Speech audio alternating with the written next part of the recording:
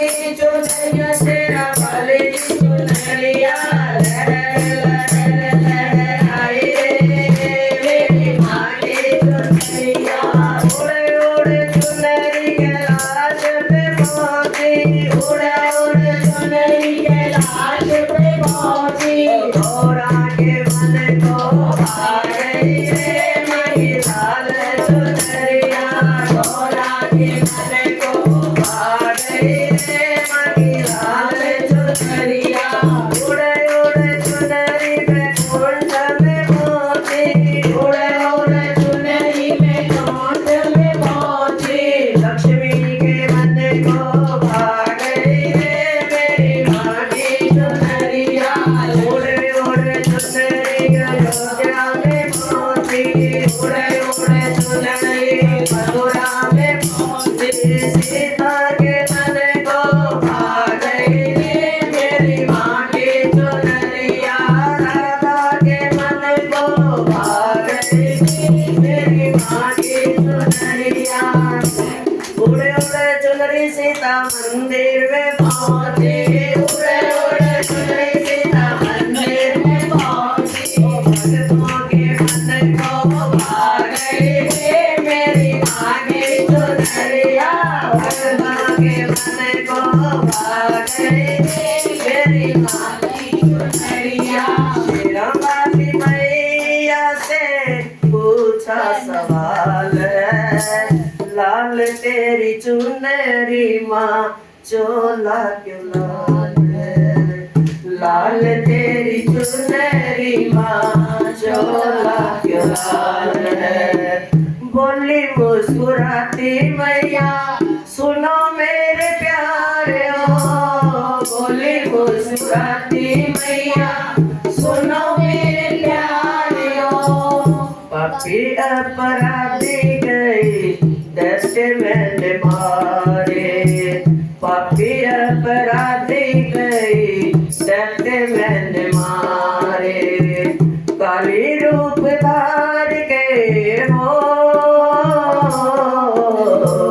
काली रूप धार के पिया खून लाल है इसीलिए लाल है शेरावाली मैया से पूछा सवाल है लाल तेरी चुनरी माँ चोला क्यों लाल है लाल तेरी चुनरी माँ चोला क्यों लाल है लाल तेरी चुनरी माँ चोला क्यों लाल है जयकारा शेरावाली दा बोल साचे दरबार की जयकारा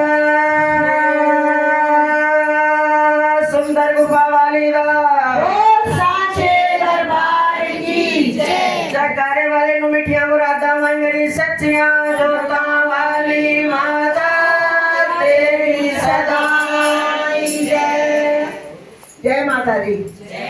अब अभी इन्होंने बताई कि अकबर आया थे तो अकबर भी उनको भी मतलब औलाद नहीं थी तो आपको मालूम है जब माँ के दरबार पे गए थे तो काफी हाथी के पर चढ़ के हीरे मोती जवाहरात ये वो नौकर चाकर सब लेके गए माँ के दरबार पे पहुंचे बोला माँ सीधा आदेश किया माँ मुझे औलाद दे दे चाहे बेटा दे दे चाहे बेटी दे दे माँ ने बोला तू तो राजा है तेरे के पास क्या कमी है औलाद नहीं है तो क्या हुआ तेरे पास हीरे जवाहरात सब कुछ नौकर चाकर सब कुछ है देखो मांगना है तो भिखारी बन के मांगे बाकी तू राजा बन के आएगा तो मेरे दरबार से तुझे कुछ नहीं मिलने वाला फिर भी उसने नहीं माना फिर भी वो आया नंगे पांव आया बोला माँ मैं इस बार नंगे पांव आया हूँ और नौकर चाकर कुछ नहीं लेके आया हूँ घोड़े हाथी भी नहीं लेके आया हूँ लेकिन हाथ में एक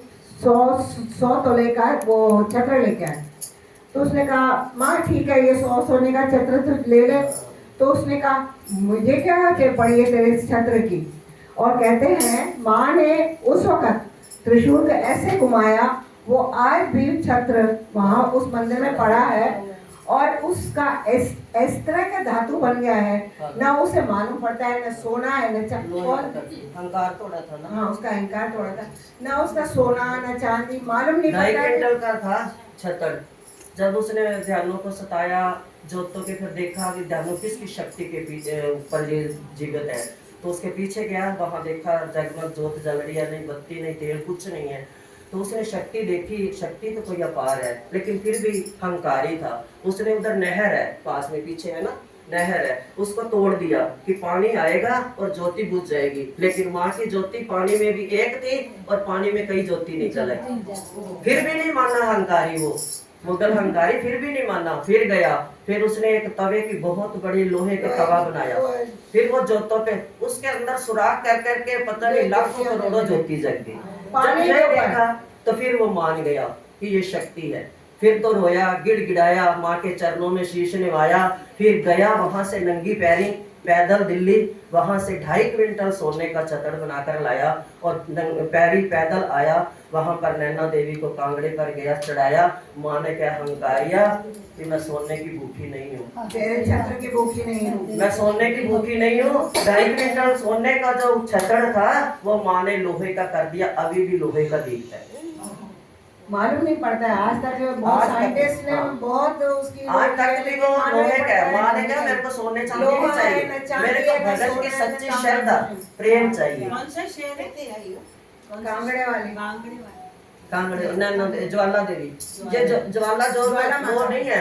आप लोग ना जोत को, ये जो जोत जली हुई है बड़ी छोटी भी अगर जोत जली हो, कीर्तन में आते हो, आरती के बाद जब छींटा मिलता है जोत को, ठंडी होती है, उसके बाद लेनी चाहिए। आप आकर ज्योति के ऊपर जब हाथ चढ़ाते हो तो हम ये माँ ज्योति रूप में आती है, ज्वाला ज्योति रूप में है ना माँ। तो हम कोई माँ से बड़े हैं जो माँ को हम आशीर्वाद दे रहे हैं? गलती मत करना, माँ के ऊपर हाथ मत फेरना। बड़ी ज्योति के चरणों में, जैसे माँ का ये सिर है, मानो माँ का, नीचे चरणों में ऐसे रख के ऐसे नमस्कार कर लो। और छोटी ज्योत को भी तब तक ऊपर हाथ मत रखो जब तक उसकी आरती हो जाए और छींटा ना मिल जाए। कभी भी आप, मैंने देखा है कई बार, पर मैं बोलती नहीं, मैं बोलती हूँ बोलने के ये नहीं बोलना चाहिए, लोगों को मालूम पड़े। वो गलती करते हैं तो हमेशा ज्योत के ऊपर हाथ कभी आप आओ, माथा टेको, नीचे चरणों में ऐसे हाथ लगाकर माथे पर लगाओ, सिर पे लगाओ, इसके ऊपर हाथ कभी भी मत रखना, क्योंकि हम माँ से बड़े नहीं हैं। वो माँ है ज्योति रूप में। सत्संग में, कीर्तन में, जागरण में, चौकी में माँ ज्योति रूप में आती है। और ये ज्योति ऐसे नहीं आई, कितनी इसके लिए भी है ना, अभी तो सुनाया ना। तो ये आज भी ज्योति प्रचंड है। कोई भी कथा कीर्तन, कोई भी हवन यज्ञ कुछ भी हो, जब तक ज्योति न जले तब तक वो माँ की दरबार, क्योंकि ज्योति साक्षी है। ज्योति साक्षी है कि क्या किया है, ये सब देख रही है। तो हम अगर गलती करेंगे तो वो भी देखेगी ना, फिर तो बोलेगी ये मेरे से बड़े हो गए जो मेरे पे प्यार दे रहे हैं, मैं तो आई थी इनको आशीर्वाद देने है ना। तो चलो, जब तक ना पता हो आगे से छोटी जोत को भी तब तक मत ऊपर हाथ रखना। कई मत्था टेकने आते हैं, साथ ही जोत लेके चले जाते हैं। और जोत झूठी होगी तो आरती किससे होगी, है ना। जब जोत की आरती हो जाए उसके बाद छींटा मिले, ठंडी होए, उसके बाद सब बारी बारी सबको दो, आप भी लो, सबको दो, नियम बना लो।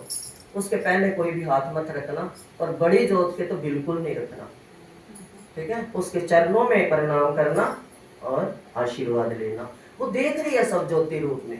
उजाला माँ इतना माँ का उजाला है, उसको सब दिख रहा है। और माँ ज्वाला को हाथ जोड़ो कि हमारे अंदर भी इतना उजाला करे, इतना उजाला करे कि ये जो विषय विकार की आंधियां हैं, ये जो कलमश जमी हुई है, ये अंदर जो अंधियारी है, उसको दूर कर। अंदर इस ज्योति का जब ज्योति के ऊपर आंख रखा करो। जब कीर्तन में आते हो, ज्योति में दर्शन होते हैं माँ के। भवानी कब चली